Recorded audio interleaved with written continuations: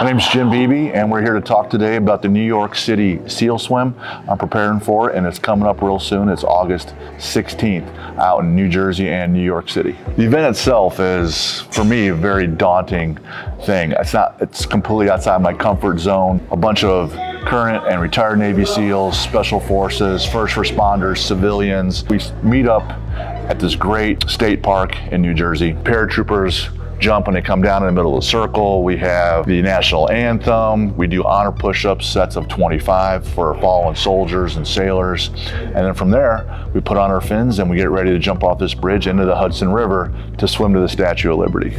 From there we stop, we do 100 push-ups and 22 pull-ups. The pull-ups are 22 because on average about 22 vets commit suicide daily. We want to bring awareness to that. So after that first mile swim and our push-ups and pull-ups, we're going to jump back in the water, swim to Ellis Island, another round of 100 push-ups, 22 pull-ups. We finish that. It's a mile and a half to Manhattan. Clean up, get our flags back. We jog right to the World Trade Center. Another set of 100 push-ups, 22 pull-ups.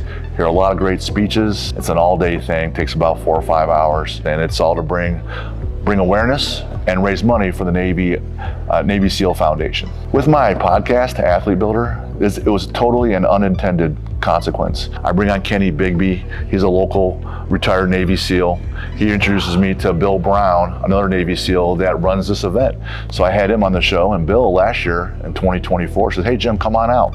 I'm like, man, I'm a strength athlete. I like to lift heavy, at least I used to, and I know I run a gym and I'm in shape, but I'm not equipped for this. He said, come on out and you just support the event. So I went out last year, raised money, had a great time. He said, how about next year? And already thinking about 2025, I had already started swimming before I went out there because I knew it was going to take me forever. My first day in the pool, I swam one length and I had to stop and rest.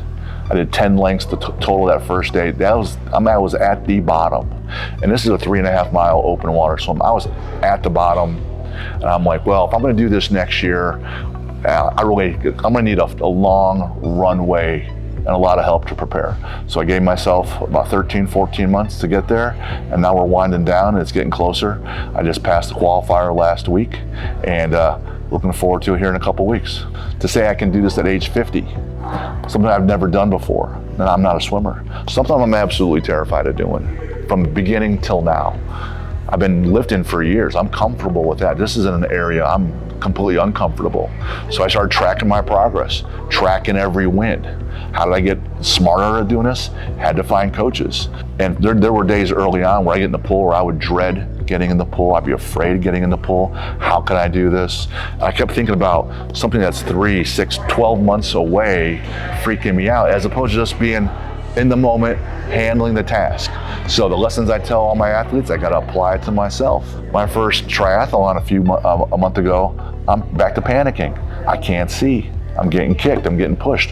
What do? I don't have a process for it. Calmed down, flipped over my back, got through it, told my coach, hey, I sucked. I'm back to panicking. It was 500 meters, 600 meters. This is 3 miles. That's okay, Jim, we're gonna work out a process for this. What happens when you panic? What happens when you're breathing? What happens when you get kicked? If I work out a process for everything, if I have enough reps, then I've earned the confidence to say, hey, I can swim in a pool, I can swim in a lake, I can swim in a river, I can swim in a crowd. I can swim when there's adversity because I've had the experience. I put myself through the challenges, through the experiences, so I can then have a process to handle it. I start swimming in the lake, getting comfortable there. What's the next iteration? She starts taking the paddle and throwing water in my face and making waves. I'm freaking out. So I would freak out. I'm like, okay, how do I handle this? How do I handle this? Give myself another challenge, learn how to handle it, good. So when I see that challenge on game day, I'm prepared. It's just constant preparation. Give yourself enough runway, find the people that know what you don't know, put it all together. All right, now we're gonna go attack this goal, raise a bunch of money, give it to the foundation. 97% of all the money that comes in goes right to the families.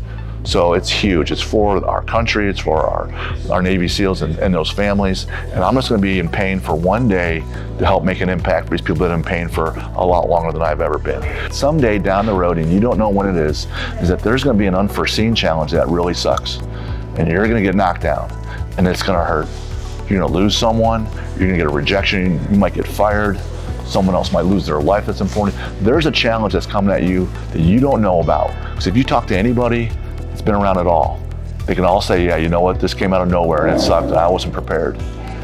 So if you have some other instances that you can look upon yourself and say, hey, I had some real adversity in this other area, I bet if I applied some of the same principles, I could get through this next one. Otherwise, those fears just knock you down and you become way less of a person you're meant to be. So my calling is to make an impact and do it by example, lead by example, teach people. The other way is I'm raising money for this foundation.